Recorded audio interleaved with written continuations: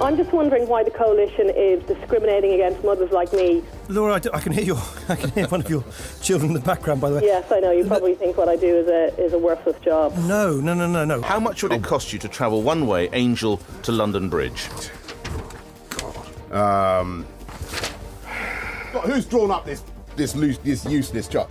Nigel Farage is either listening or looking. Should we be in the European Union, or do we do what UKIP want, which is to pull ourselves out of the European Union? Let's have the debate out in the open. When the Deputy Prime Minister says he wants to go public, I have absolutely no choice, because we need to have a national debate on what I think is the most important issue this country has faced for hundreds of years.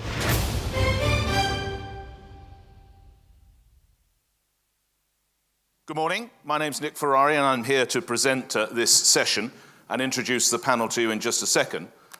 First, I'm sorry to say I have to start with an apology. When it was first suggested that LBC and I got involved with bringing some sort of political aspect to this great event, I suggested we try and make it as close to the general election as possible and bring a debate theme to the proceedings. This was initially met with great enthusiasm, so it saddens me to say that in recent weeks, my desire to include the Greens, Scots Nats, Plaid Cymru, Respect, Sinn Féin, UKIP, the DUP, M&S, HMV, Campaign for an Independent Cornwall, and of course the monster raving Looney Party have all been ignored. So much for democracy. But just look at whom we have assembled, and there's a definite nomadic, or might I say, even gypsy background to our panellists today, which you'll explain as I go through their backgrounds. Put in terms, ladies and gentlemen, that you would understand they are a veritable Heinz 57 of varieties. And as I read through them, I wonder if I could ask them to take to their stage to the appropriate dais. We start with Maria Miller. Now, Maria was born in Wolverhampton, but grew up in Bridgend in Wales. Her education at a comprehensive school marks her out from her party superiors. You can only imagine how puzzled she must have been when she first heard them talk of fags and cutting off to see Nursey. In a poll last year of the nation's most influential women, she came 17th. Very impressive, until you realise that put her behind Talisa and Vanessa Feltz. Maria is a former advertising executive and managed to find the only career deemed lower in the public eye than advertising and sales when she entered into politics. Your appreciation, please, for Maria Miller here for the Conservative Party.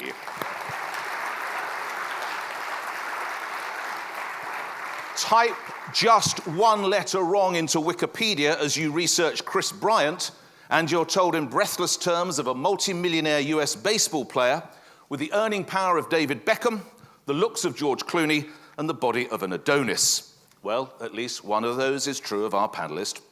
Born in Cardiff to a Scottish mother and a Welsh father, Chris went on to train as a priest in the Church of England. In a recent well-publicised spat with singer James Blunt, Blunt described Bryant as a prejudiced wazzock and a classist gimp who didn't understand him or his music. Chris has subsequently been offered the role of music critic at the Sunday Times, New Musical Express, and head of A&R at Sony. Let's hear it for Chris. He's here for the Labour Party.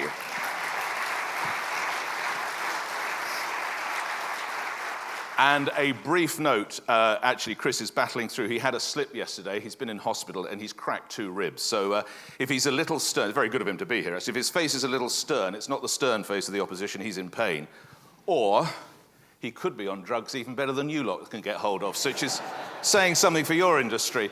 Our last, well, it's only what I hear. Our last panellist, it is reported, used to work in paint, which must have been incredibly messy, but he now paints on a much broader canvas as Deputy Leader of the House of Commons. Born in Leicestershire, he moved with his parents to France and was educated in Paris and in London. An enthusiastic tweeter. Some of his most recent tweets have concerned supporting local shops and urging every one of us to watch the most recent Lib Dem party political broadcast on TV. I did. Sadly, it proved even more indecipherable than an episode of Broadchurch. Tom's constituency is in the London Borough of Sutton, the undisputed hotbed of Lib Dem support. 3 party MPs, a Lord and a Lib Dem local council. Nick Clegg has booked his spare room for the 4 weeks up to the election day. Let's hear it for Tom. He's here for the Liberal Democrats. Now, Each of my panellists is going to get about 90 seconds tops to pitch to you. They are here to try and win your vote and the vote of an incredibly important industry. I don't need to run through all the statistics. You know how important you are. You know how many hundreds of thousands of people you put in job, around 500,000. You have, what is it, £1 every spent on advertising adds 6, it's £100 billion. It's a massive industry. So what do they need to say to win your vote? Well, we're about to find out. Remember, you could submit questions via your iPads as well, and you get to vote at the end on who has won today, not on who might win the general election of these three panellists who won. So to decide who goes first, it would seem appropriate, perhaps, to see if they can identify any of the music that we sometimes hear on the great adverts that you put together. God. Well, it seemed a good idea at the time. Maria, can you advertise this? Can you even recognise this advertising jingle? Car phone warehouse? No. As it's most difficult to go first, you're going first. It is, in fact, direct line. You go yes, first. I knew that. Mr. Bryant, can you recognise this? No.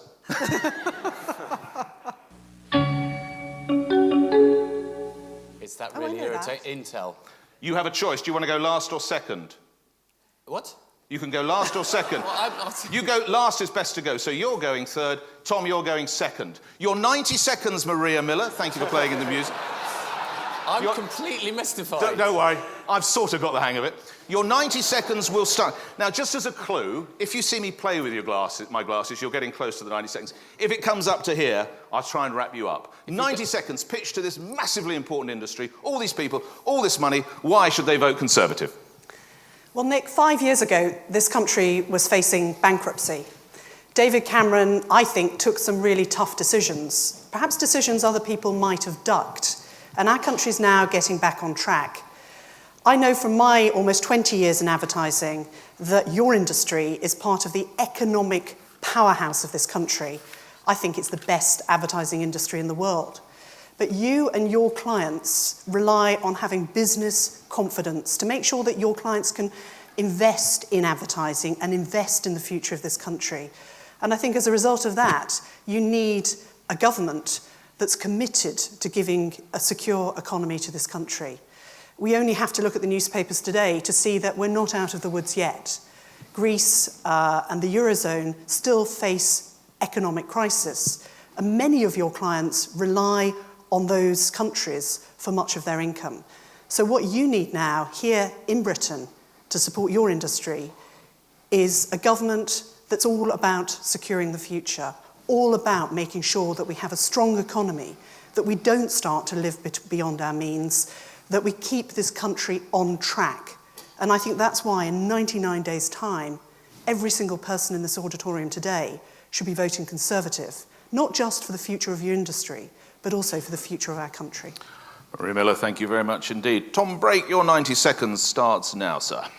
Why support the Liberal Democrats? Well, in government, we are building a stronger economy in a fairer society, enabling everyone to get on in life. And Liberal Democrats at the heart of government, we have helped create 2 million jobs and nearly 2 million apprenticeships. And as you will know, the UK is one of the fastest, in fact, the fastest growing major industrialised country in the world as a result of Liberal Democrats in government. And we have put the focus on education through, for instance, the pupil premium, ensuring that children who are the most disadvantaged get the support they need to ensure that they can go on to become valued members of society and provide you with the skilled staff that you need. And we will continue to do that in a future government, ensuring that funding for education is maintained from cradle to college, again guaranteeing you the skilled staff that you need in your industry. And because we are building a stronger economy, we support the self-regulation of the advertising industry, one of the UK's greatest creative industries. We still have the deficit to address, and that will be the case of any future government, and I can guarantee that the Liberal Democrats in government, in a future government, would borrow less than Labour and cut less than the Conservatives. Thank you for your opening pitch. Sweeping up then, right at the end, let's see what he has to say. Chris Bryant. I just want to clarify that James Blunt played no part in my injury yesterday. Somebody tweeted that he was in the room at the time. I know he calls me a gimp, which I believe is a sexual toy. I'm not actually his sexual toy, and never will be. I know he's gutted. Look, the reason both of these are wrong is because in the end, you've got to take the whole country with you. And whilst we may be having a strong economic performance in London and the South East, and hurrah for that, you've got to take the whole country with you.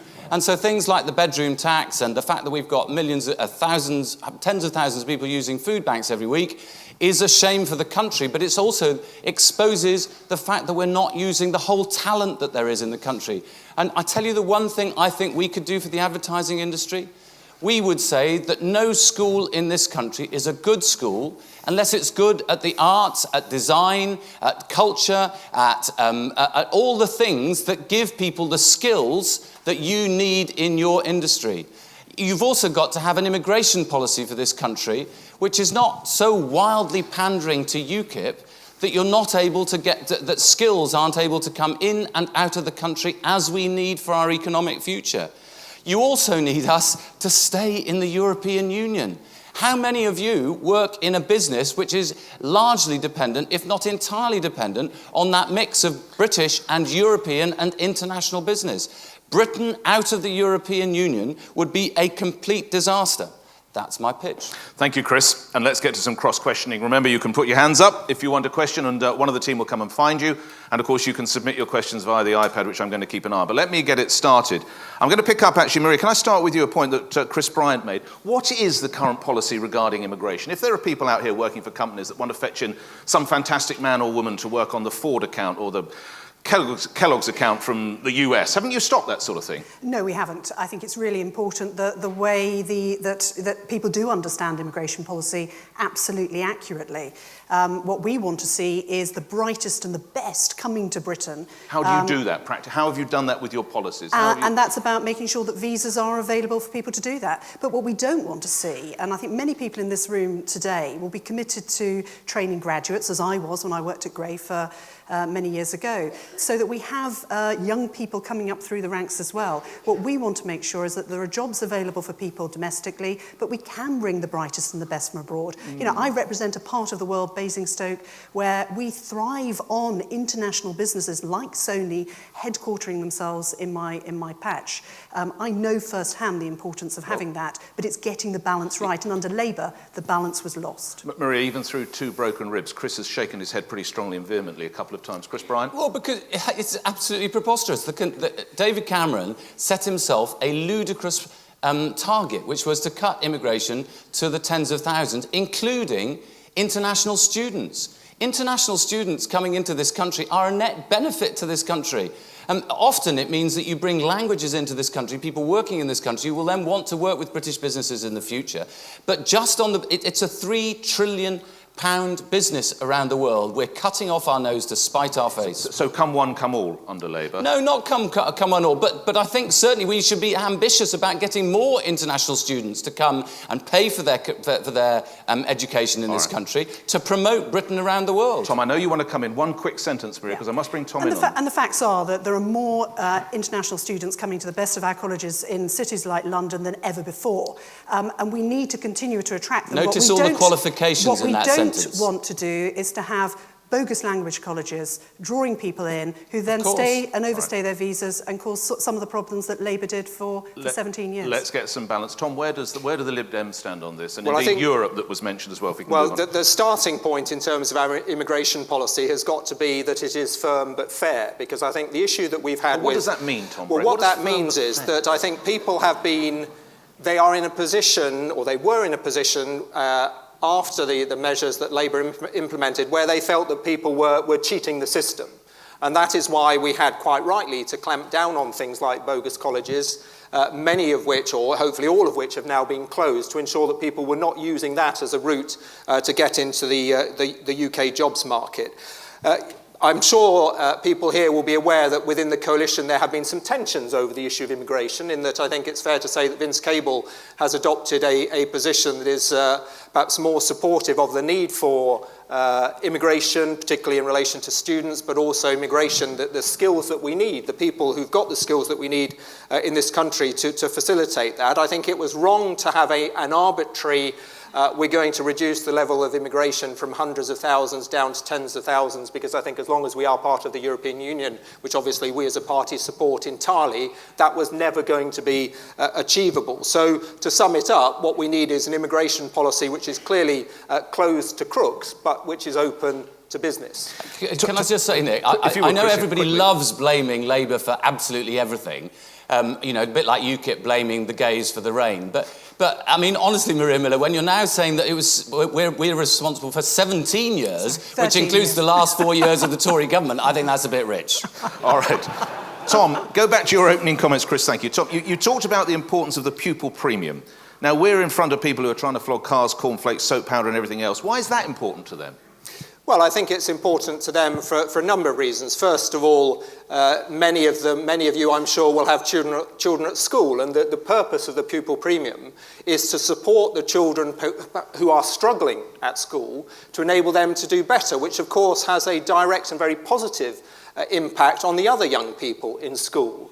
And it's also for that reason that we have introduced free school meals. Now, clearly, I suspect that under the previous arrangements, probably very few, if any, of the people here would have had children who would have received free school meals, and they are now getting them, and clearly that's a financial benefit. But the purpose of that as well is to ensure that all of the children are getting a proper meal and are able, and the evidence is very strong, will do better at school as a result of that. And that then leads into better qualified children to provide the staff that this sort of very skilled industry needs. But hang on, the fact that we pay for Wayne Rooney's children to have a school meal is bloody bonkers, isn't it?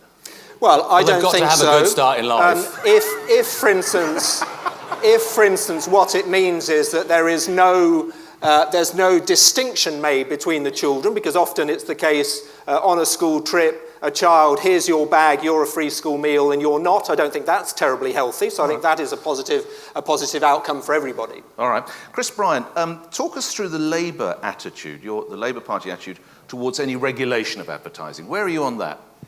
Look, I think, broadly speaking, that the system of self-regulation has worked. And of what do you mean by broadly, Chris? Well, because there are touches where there is legislation that affects the industry since the last Labour government. But I haven't got any intentions to, nor has Labour got any intentions to change that. Of course, all of us... Can I say a dirty word to you? Wonga. Where do you stand on... Yeah, it is a dirty word. It is a dirty word? Well, look, I represent a constituency in South Wales, which has a very peculiar element to it, which is that something like 72% of people own their own home because they're former mining cottages, so they have equity. They get very, very heavily targeted mailing and direct mail and advertising to try and persuade people to take out loans, because they know, I think sometimes the advertisers know full well, the companies know full well, that if in the end that somebody's taken out an unsecured loan, they'll be able to turn it legally into a secured loan if they have to. And we do have to be cautious about that. But there's already legislation in place. OK, remember, I don't want to hog it all. If there are any questions we can come to now, I've got a load of questions and we've only got a limited time. In fact, already, gosh, we're under a little over a quarter of an hour. Any questions from the floor or anything on iPad, please raise your hand. Yes, young lady here, and we'll probably get a mic to you. You don't have to say who you are, but if you can, or you could pose as someone else, it doesn't matter, I don't know. I have no worries at all. My name is Liz Lee. Chris Bryant rightly said that London is prosperous, London's doing well, but you should take the country with us. I agree, and I feel so sorry for the youngsters that are coming out of school now, whether they're 16 or 18 years old. They don't really, I'm talking more north or maybe Wales, where you're from, or where you represent, and they don't potentially have a future like some of the kids in London do, and their prospects don't look so good. So I'm just wondering why stronger filters over the past 5-10 years haven't been put in place on immigration laws, so that rather than opening up the floodgates and just letting a lot of people come in, why didn't we concentrate more on our on our younger generation and invest in them. All right, let's put that. Chris, you made the point, so I might come to you last one. Thank you very much. It comes to you, Maria, first, obviously, as the senior partner in the coalition. The immigration picture doesn't get any better, is it? David Cameron made that ridiculous pledge to a certain number. He was never going to be able to keep that, was he? But I think the important point that the important point the lady there is making is that we've got to get the balance right, haven't we? It's about getting the right talent into the country that many people around this room know we need. But I think the lady's saying in the north and in Wales, kids are in schools and they're not getting anything. Particularly in an industry like advertising. But when we look at, kids who come from maybe the school that I went to, unlike Chris, I didn't go to a private school. I went to a comp school down in South Wales. And, I agree with you that the most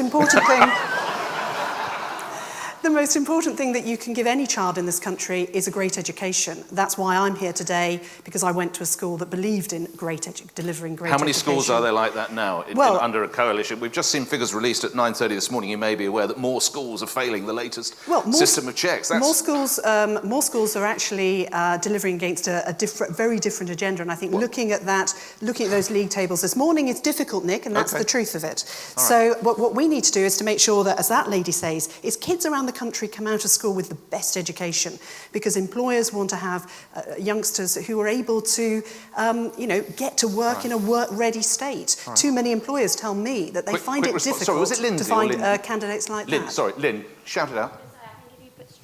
Or if we had put stronger immigration measures in place 5, 10, 15 years ago, our future, our kids now coming out of school would have greater prospects. All right, let's put Tom Brake into this. So what do you say about that, really? Okay. Labour do have a lot to answer for, in my opinion. Labour do, okay, I'll come to Chris. I have got that point, don't worry. I think Chris knew it was probably coming. I didn't hear the end of it. Don't worry. Under you, all part of the European Union, everybody can come in, Bulgarians, Poles, and God knows what else. It's not going down well out there. Well, I think the first thing to say is that actually the strong economic performance that we're seeing in the UK now is not specifically centred around London. If you look at what's happening in the regions, then we're also seeing strong economic performances there. And in fact, today what about Lynn's point, focusing on British kids? We've got a series of growth deal announcements which are, broadly speaking, spread equally between the north and the south. So that's government investment, or in fact money that the government are giving to local councils, to cities, for them to spend in the way that they want. And I think that is part of the solution, actually stopping Whitehall being responsible for everything and providing power and resources and decision-making to regions and cities and groups of cities together. And I think that will make a positive contribution. In relation to the issue of immigration, I think the fundamental problem that employers tell me is that in the past, our young people often have not had the skills. So when there was a job available, someone with technical skills, and someone was looking for someone with the ability to work with a mechanical device, for instance, they were often finding that the student who graduated from a technical college in Poland had those skills, whereas someone who graduated here didn't. And that, I think, partly through the apprenticeships, the great expansion that we've seen in apprenticeships, up to 2 million since 2010, is the way that we can ensure that young people here have the skills that are necessary. And I welcome the fact that your own industry is promoting those sorts of schemes, can have the skills that are necessary to take the jobs that are here for them. All right. Chris, I don't know if you're quite... Lynn said the is Labour it Party... Lynn? It's Lynn, yeah. Liz! We've now cracked it. Liz, I apologise, I'm so... advertising. Yes, that's right. It's only facts.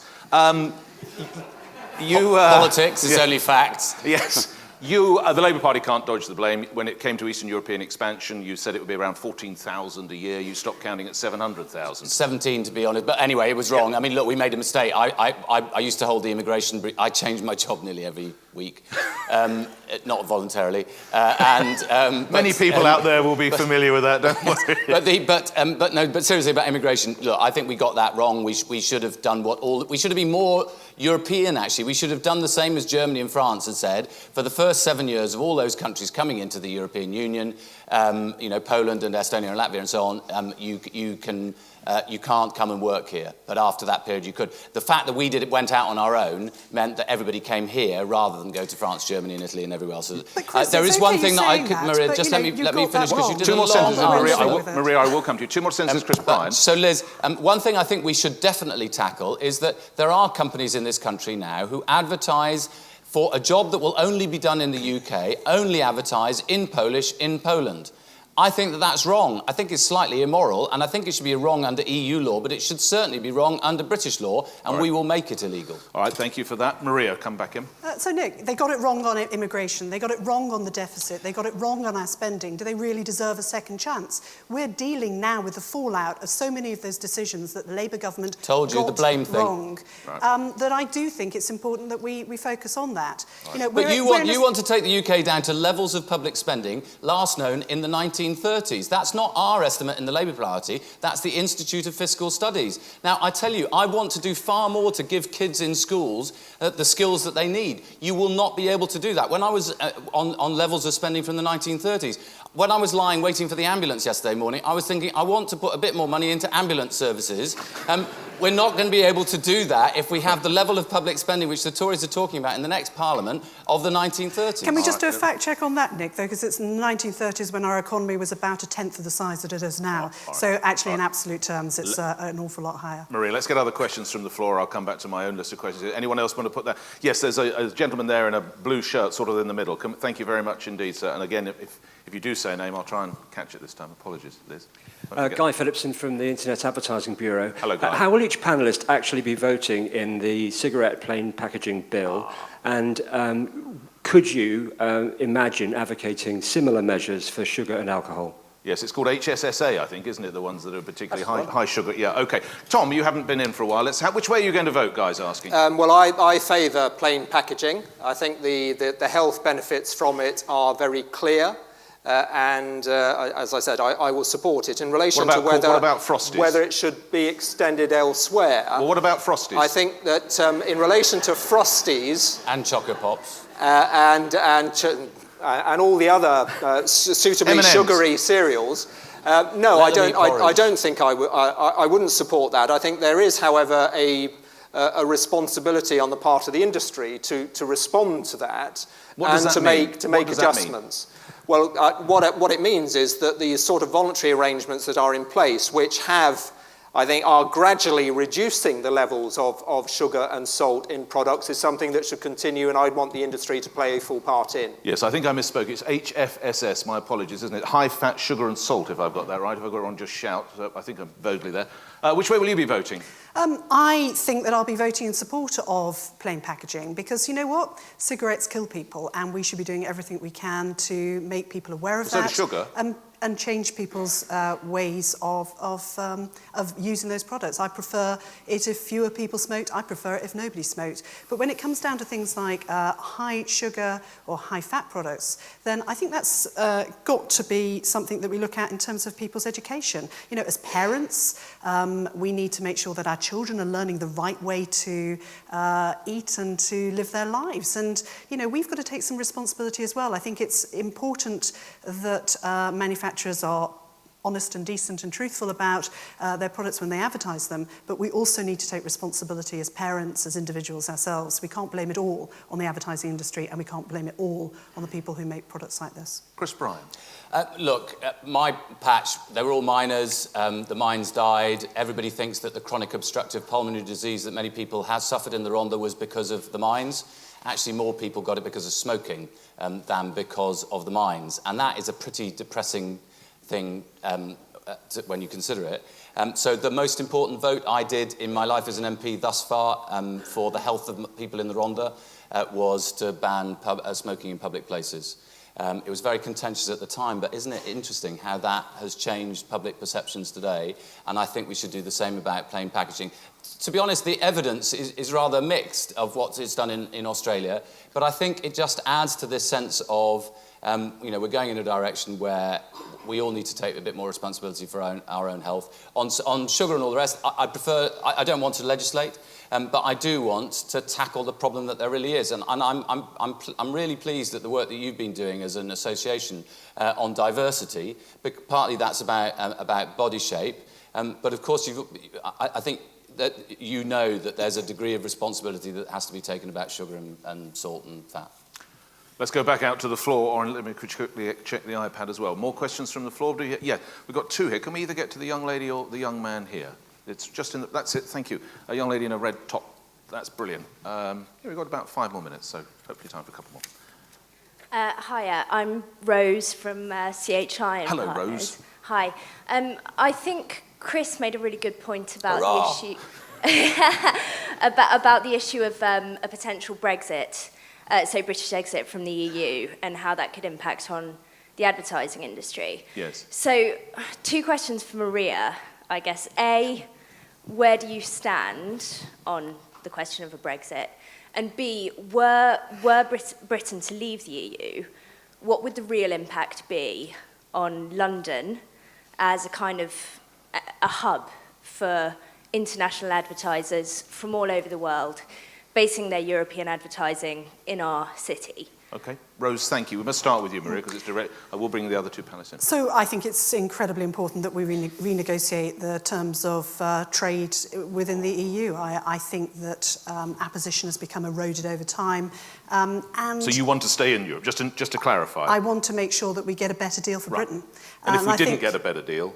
And I think that the starting point has got to be around some of the situations with regard to welfare payments. Yeah, but if we didn't get a better deal, we should come out.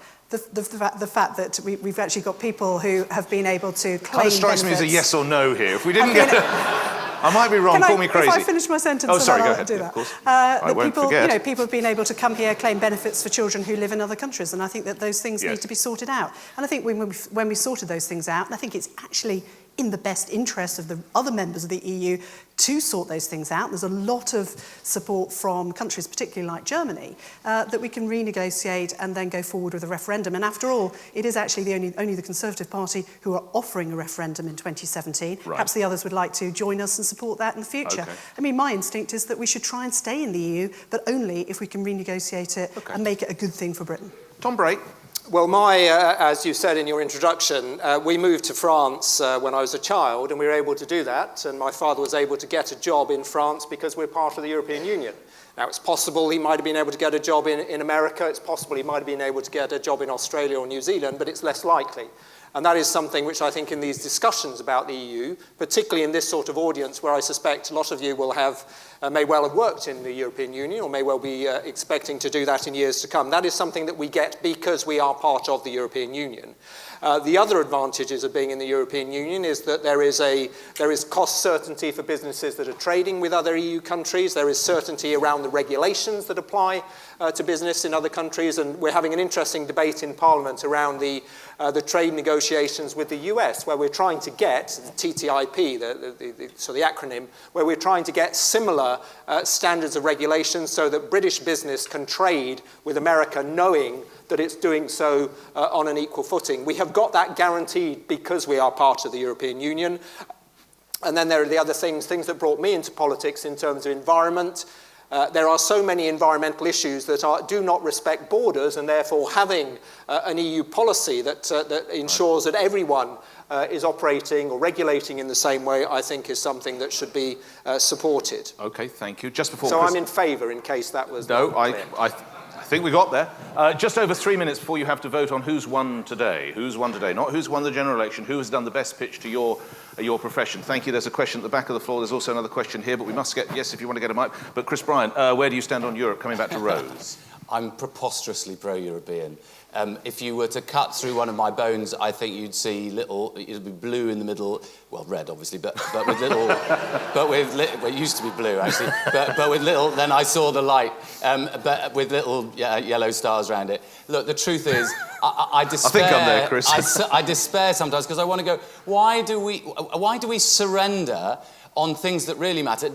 David Cameron has just written, some of you may know about this, he's just written to Juncker to say, yeah, you can go ahead with the single European digital market, and we don't care about rights holders' issues in this country. I think that is the wrong thing.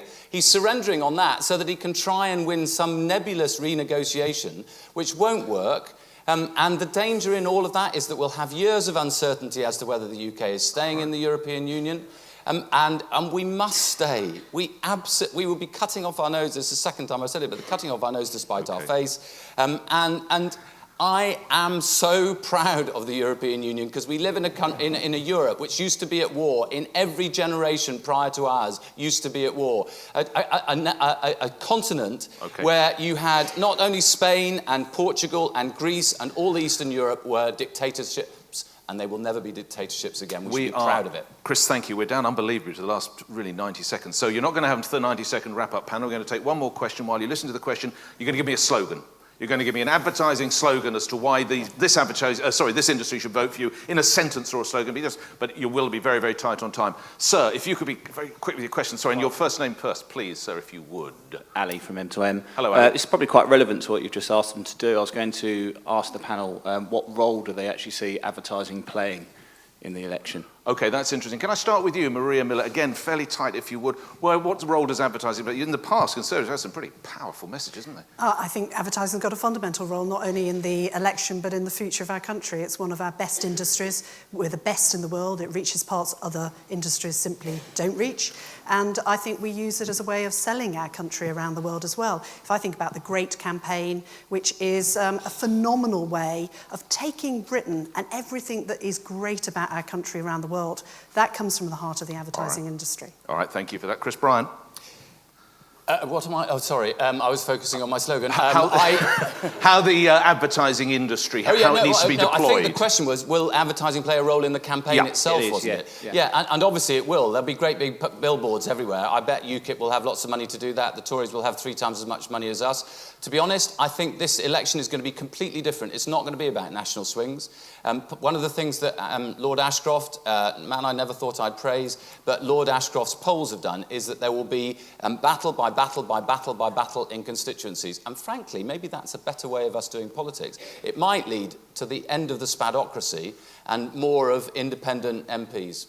Tom Brake, briefly, if you would. Not politically party independent, but independently minded. Well, unfortunately, I don't think advertising will play a huge part in the Liberal Democrat campaign in the general election, because if the Conservative Party have 3 times more money than the Labour Party have 3 times more money than us. So what we will be doing is focusing on very much on what Chris has said, very localised campaigns, running the issues that people care about locally, and that's why people in Carshalton and Wallington will know that I am the champion of the Save St Helier Hospital campaign, because that is what people care about most. Absolutely, that's what I think is important when you knock on the doors. Right, they're going to give you a final summing up sentence or slogan, whichever they choose, and then you vote. Let them finish that before you press those iPads and you vote. Again, you're voting for today. You're not voting in the general election, you're voting for today.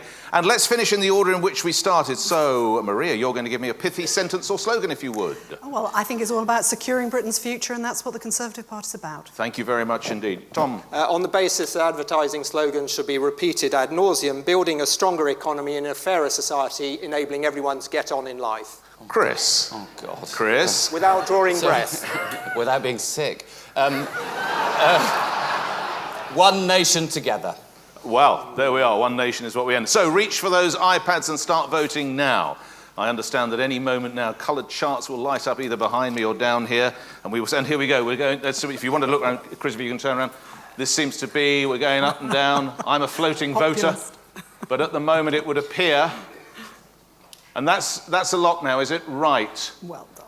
Tom, not a great day out for you, really. No. Should have Must stayed wonder at why home. you came. So at least you're near Crystal Palace. You feel their pain, don't you? In fact, the floaters do better than the Lib Dems. Maria, you've got a quarter of the room, so job well done. You have to hear it. This bloke's braved 2 broken ribs and he's just won this afternoon, or this morning. So thank you very much. And thank you for the panel. Thank you very much. Before I hand over, thank you. If you've enjoyed it, I'm Nick Ferari from LBC. If you haven't, I'm Paul Ross, and you know where to find me. Some of you would. Let me hand over to Andy Duncan. Thank you very much for having us. Thank you very much.